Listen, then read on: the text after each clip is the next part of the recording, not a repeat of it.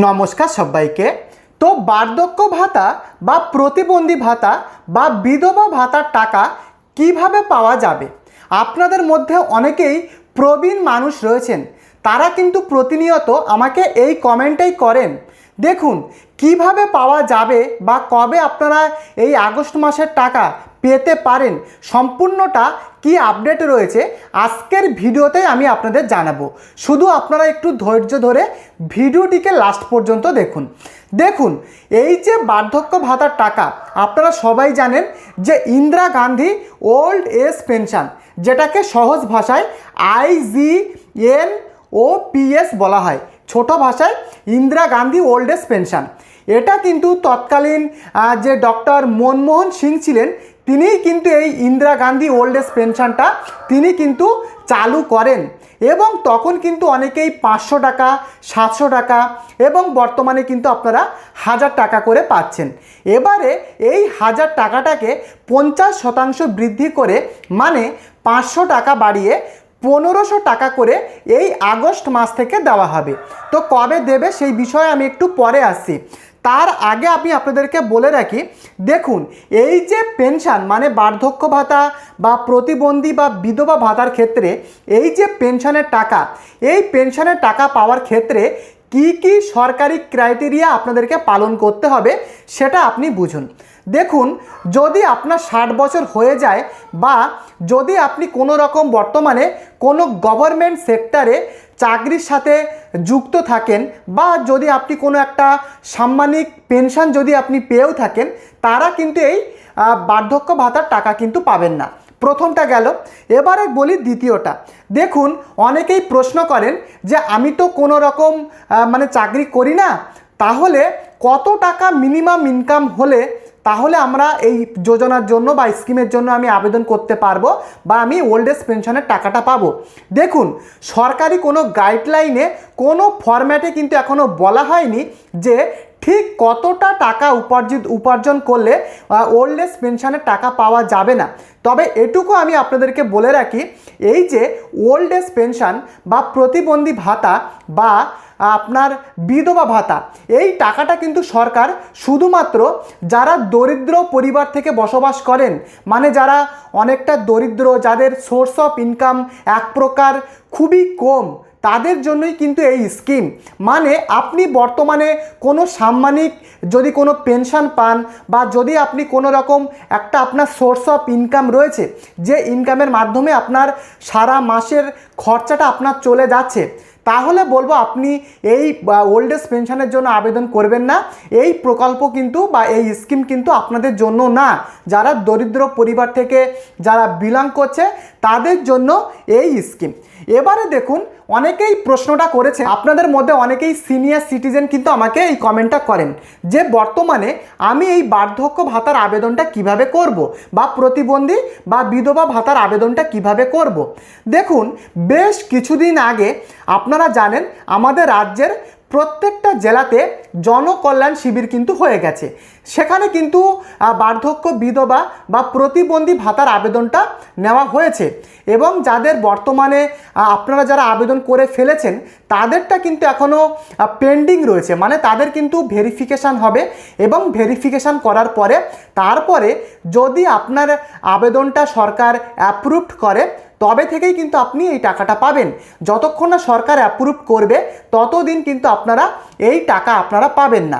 এবারে যারা আপনারা আবেদন করতে পারেননি, মানে আপনি আপনার বয়স 60 বছরের উপরে হয়ে গেছে কিন্তু আপনার তেমন একটা ইনকাম নেই, মানে আপনি দরিদ্র পরিবারে আপনি বসবাস করেন, আপনার কোনো সোর্স অফ ইনকাম নেই বা আপনি কোনো সরকারি পেনশন পান না, মোটামুটি আপনার যে পরিবার সেটা খুবই দরিদ্র পরিবার, তাহলে আপনি কিভাবে আবেদনটা করবেন?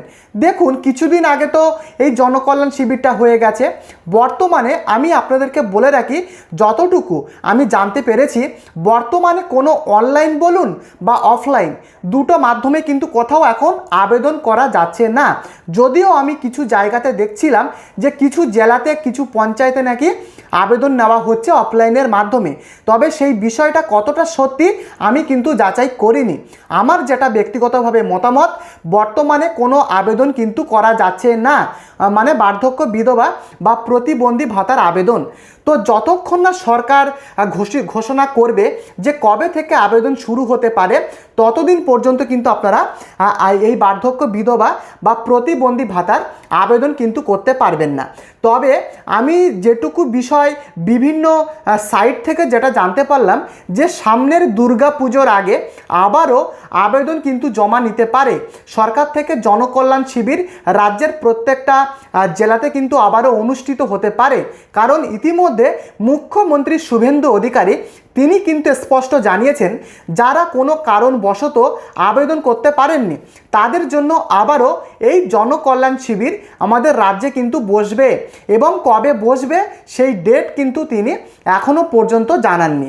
তাহলে যখন তিনি জানাবেন বা যখন কোনো সরকারি নোটিশ বা কোনো ঘোষণা যখনই আসবে, সাথে সাথে কিন্তু আমি আপনাদেরকে ভিডিও বানিয়ে জানিয়ে দেব। তাই প্রত্যেককে বলবো চ্যানেলটিকে সাবস্ক্রাইব করে রাখুন।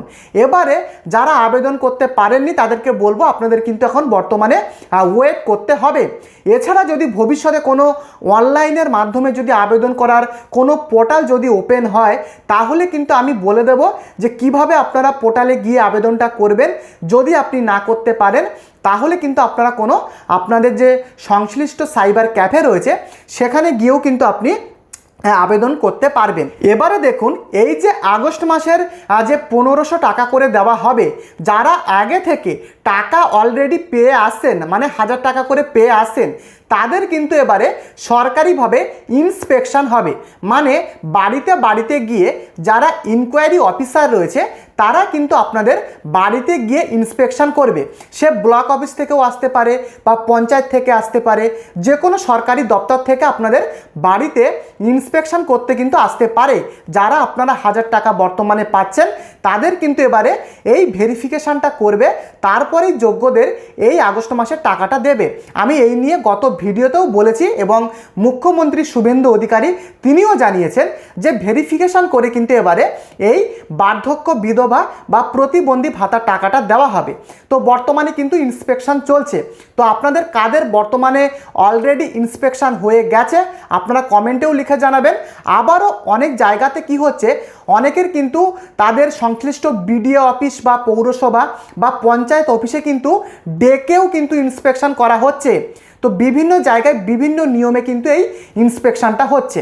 এখন যদি আপনার বাড়িতে কোনো সরকারি দপ্তর থেকে যদি ইন্সপেকশন না করা হয়, তাহলে আমি আপনাদেরকে বলবো আপনার যে সমস্ত ডকুমেন্ট সেই ডকুমেন্টগুলো কিন্তু আপনারা নেবেন।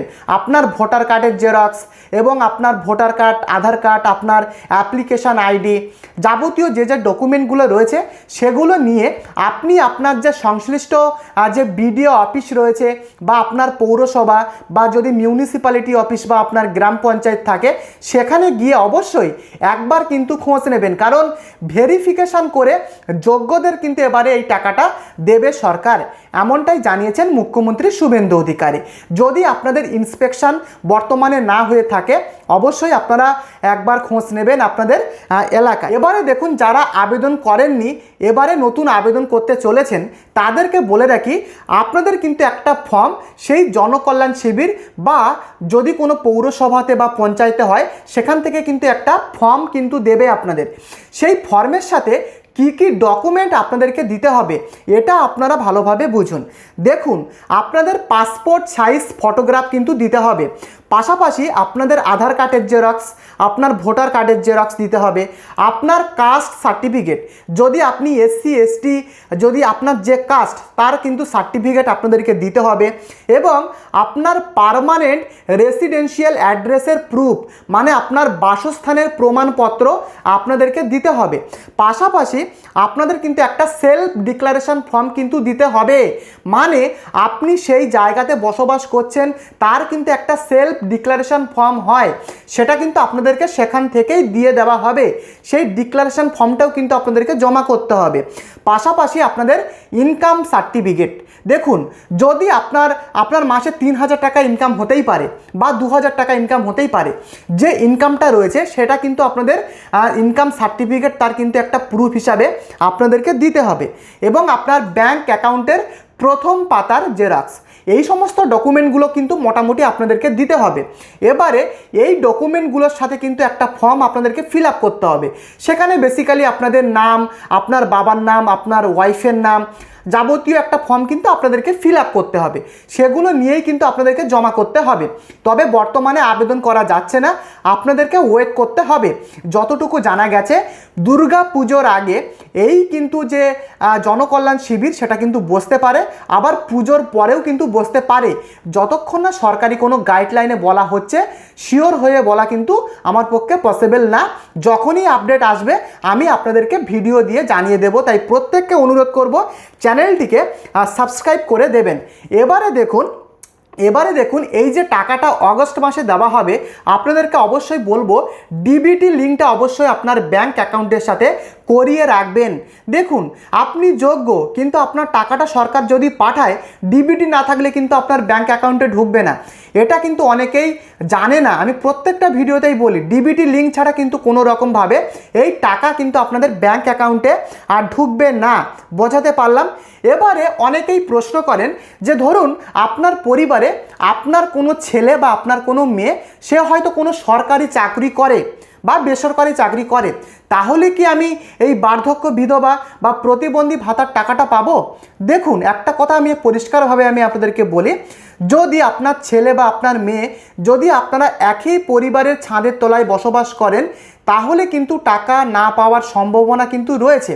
কিন্তু যদি আপনার ছেলে বা আপনার মেয়ে বর্তমানে সে যদি বাইরে কোথাও চাকরি করে, সে যদি আপনাদের সাথে বর্তমানে না থাকে, মোটামুটি যদি হাঁড়ি আলাদা হয়ে যায়, সেক্ষেত্রে কিন্তু সম্ভাবনা রয়েছে আপনি টাকাটা পাওয়ার।